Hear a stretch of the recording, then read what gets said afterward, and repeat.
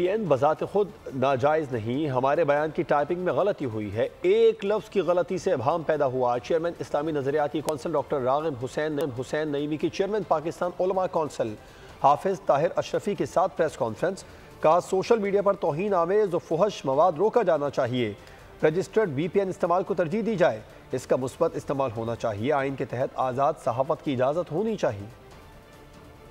VPN کو کسی نے حرام نہیں کہا اور VPN کو کسی نے شرعی طور پہ ناجائز نہیں کہا۔ سوشل میڈیا اپنے خیالات و آراء کے اظہار کا مؤثر ترین ذریعہ ہے، اس کو بجا طور پر اچھے اور عمدہ مقاصد کے لیے بھی استعمال کیا جا سکتا ہے۔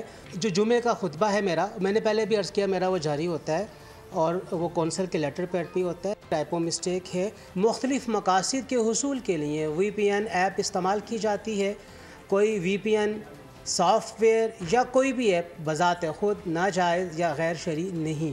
اگر توہین رسالت، توہین مذہب، گستاخی، بدامنی، انارکی اور ملکی سلامتی کے خلاف مواد کا حصول یا پھیلاؤ ہو تو بلا شبہ ایسا استعمال شرعی لحاظ سے ناجائز ٹھہرے گا۔ سبسکرائب کریں اور بیل دبائیں تاکہ کوئی خبر رہ نہ جائے۔